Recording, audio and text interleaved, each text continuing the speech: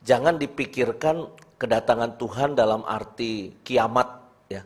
Walaupun tanda-tandanya sudah banyak, tapi Tuhan Yesus berkata apa?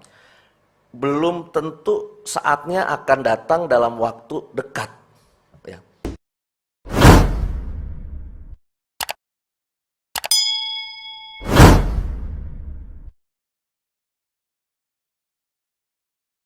Baik, kalau kita mendengarkan bacaan-bacaan Injil hari ini, kitab suci hari ini Bapak Ibu, ini semua nadanya itu soal akhir zaman. Tapi kan soal akhir zaman pertanyaan kita selalu begini, tanda-tandanya apa, kapan?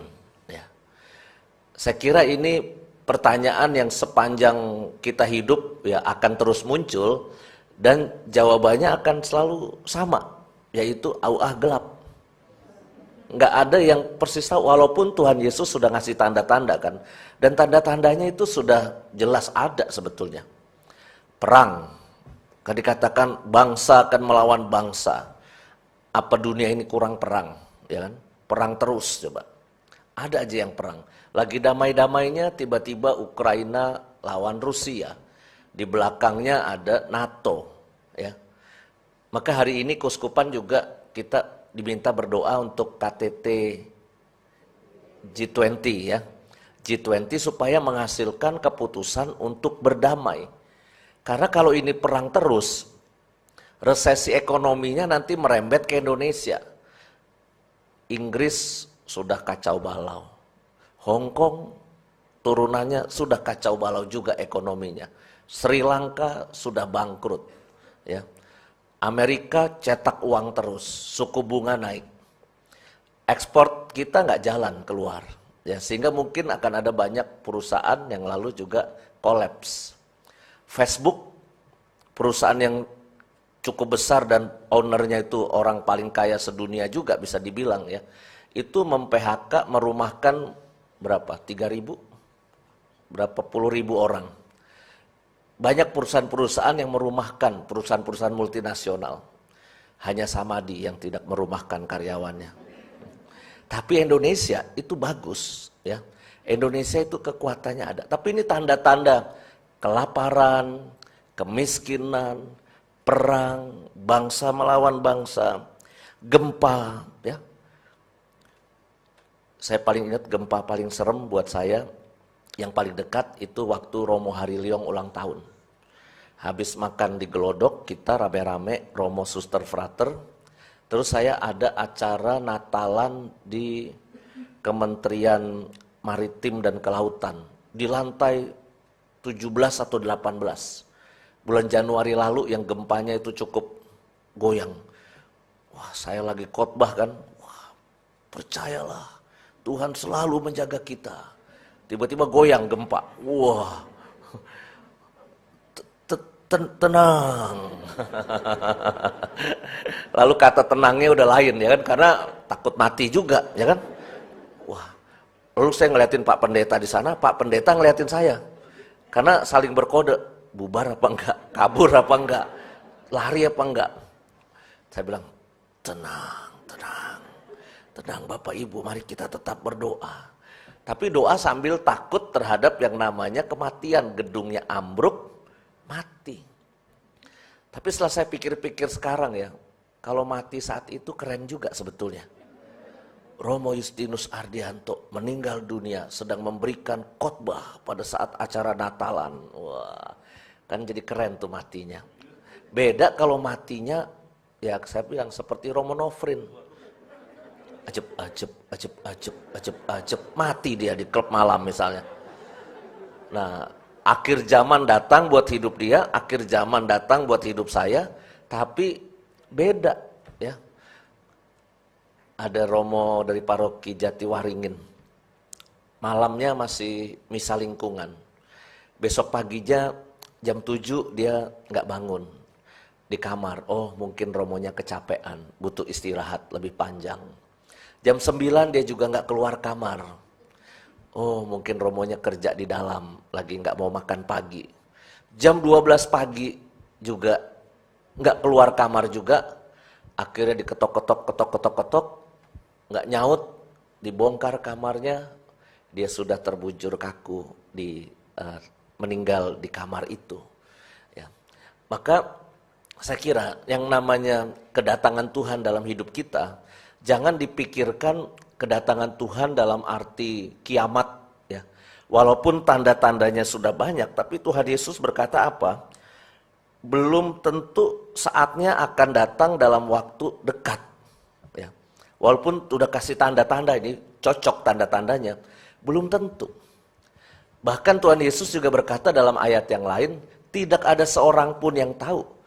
Termasuk putra pun, anak pun tidak tahu.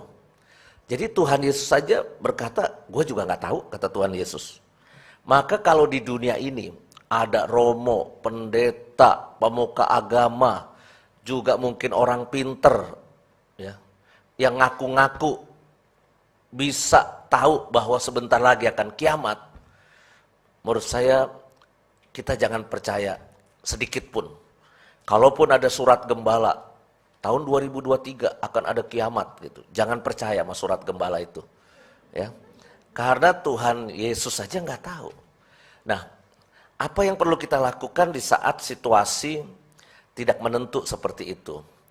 Akhir zaman kan bisa akhir zaman yang dekat dan akhir zaman yang besar nanti, yang jauh.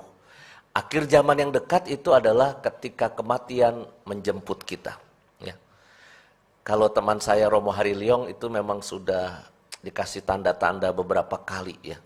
Masuk ICU hidup, masuk ICU hidup lagi. Ya, Romo Hariliong dia sakti, dia nggak mati-mati Romo Hariliong itu. Ya. Padahal penyakitnya ngeri-ngeri loh. Ya. Pembuluh darah di sini, terus juga kemarin COVID sampai sedemikian parahnya dia 40 berapa hari ya. Tapi nampaknya memang surga belum siap terima dia. Nah, sehingga suruh terus hidup di dunia. Tapi buat saya, kita semua punya akhir hidup kita masing-masing. Ya. Intinya cuma satu, kalau kita sama-sama nggak tahu. Mari kita hidup dengan perspektif kematian. Apa itu hidup dengan perspektif kematian? Hiduplah seakan-akan nggak lama lagi kita mati. Jangan hidup seakan-akan kita nggak mati-mati. Sehingga nanti seperti bacaan-bacaan kitab suci, itu ada orang yang gegabah hidupnya. Gegabah itu sembrono. Apa-apa kayak mau cepet sembrono, keliru gitu. Itu gegabah. Ya. Maka kalau kita hidup dengan perspektif kematian, hidup kita itu akan tertata dengan baik. Tertata dengan baik. Kalau kita membayangkan mungkin besok saya akan mati, hari ini kita ngapain? Kalau yang punya salah dengan keluarga, belum damai dengan keluarga, you akan cari kesempatan untuk rekonsiliasi dalam keluarga. Ya. Kalau udah lama nggak ngaku dosa, you akan cari romo buat ngaku dosa. Kalau lu udah lama nggak nyumbang gereja, you akan transfer buat paroki Bintaro. Nyumbang buat orang miskin. Harta kita buat apa? Karena nggak lama lagi kita mati. Kalau besok kita masih dikasih hidup sama Tuhan, puji Tuhan. Besok membayangkan lagi, mungkin besoknya. Ya. Jadi hidup kita itu akan begitu terus. Ya. Hidup dengan perspektif kematian bukan karena kita pengen mati. Bukan karena kita nggak cinta sama kehidupan yang Tuhan sudah kasih, bukan. Tapi kita sadar kita ini manusia lemah, kita sadar kita ini nggak selamanya di dunia, mau panjang umur terus juga nggak bisa lah menurut saya ya. Ada oma umur 96 tahun, masih seger, ulang tahun sama saya, misa ulang tahun. Sampai rumahnya saya ditarik ke kamar, katanya oma mau ketemu. Wah, mau dikasih warisan nih saya, pikir saya. Sampai di kamar pertemuan kami berdua, Romo, aku minta doa Romo. Khusus, apa oma? Jangan bilang anak-anakku sama cucu-cucu. Aku tolong didoakan supaya cepat mati Romo. Oh. Kan susah, Romo kan nggak boleh doain cepat mati kan nggak boleh ya kan. Pokoknya oma bahagia, tenang. Kalau Tuhan ambil cepet syukur. Kalau Tuhan masih kasih waktu buat oma, ya udah nikmati ya oma. Itu doanya Romo. Dia manggut-manggut gitu. Omanya minta didoakan supaya cepat pergi ke surga. Di luar habis misa, anak-anaknya panjang umurnya, panjang umurnya. Ya nggak sinkron gitu, nggak sinkron harapannya. Tapi kan di dunia ini kadangkala kita itu pengennya hidup kayak Highlander, nggak mati-mati gitu, ya. Mau kelihatan awet muda terus, waduh, udah jelas ada keriputnya mulai gitu ya. Lalu kita mulai sibuk poles sana, poles sini, dempul sana, dempul sini, pergi ke Korea Selatan biar kulitnya licin lagi, ya. Tapi buat saya oke lah itu kayak ganti casing, ya ganti casing doang lah ya. Tapi organ dalamnya itu kan nggak bohong. Ginjal kita, paru-paru kita, jantung kita, tubuh kita yang lain dalamnya itu kan ada umurnya, ada batasnya. Ya. Mau transplantasi semua. Emang Anda punya duit seberapa banyak mau transplantasi semua organ? Iya kalau berhasil transplantasinya. Kalau malah mati gara-gara obat bius, waktu transplantasi kan malah nyesel. Buat saya hidup itu paling baik ikhlas. Kita jalanin hari ini, berbuat baik, menolong orang. Kalau Tuhan kasih umur panjang, puji Tuhan juga. Kalau suatu saat kita sakit ya Bapak Ibu ya, lemah badan kita, jangan marah sama Tuhan juga. Ya. Kenapa? Tuhan sudah pernah kasih kita sehat puluhan tahun. Ya. Tuhan sudah kasih kita kekuatan puluhan tahun. Kalau titik tertentu kita lemah, sakit, kita harus terima juga.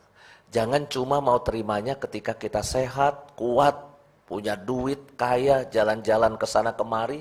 Tapi ketika kita lemah, tak berdaya, sakit, mungkin miskin, mungkin kekurangan ini dan itu, jangan kita marah sama Tuhan. Mari kita jalani sampai nanti saatnya tiba. Bacaan-bacaan minggu depan akan lebih serem lagi soal akhir zaman. Ya, nanti puncaknya hari raya Kristus Raja semesta alam yang pasti akan kita rayakan sebagai akhir dari tahun liturgi dan kita mendekat ke masa Advent, penantian kedatangan Tuhan Yesus kita. Mari kita hidup dengan baik saat ini supaya kita pada saat Tuhan datang dalam hidup kita berkata, siap dan terima kasih Tuhan untuk segala berkat-Mu dalam hidupku. Kemuliaan kepada Bapa dan Putra dan Roh Kudus,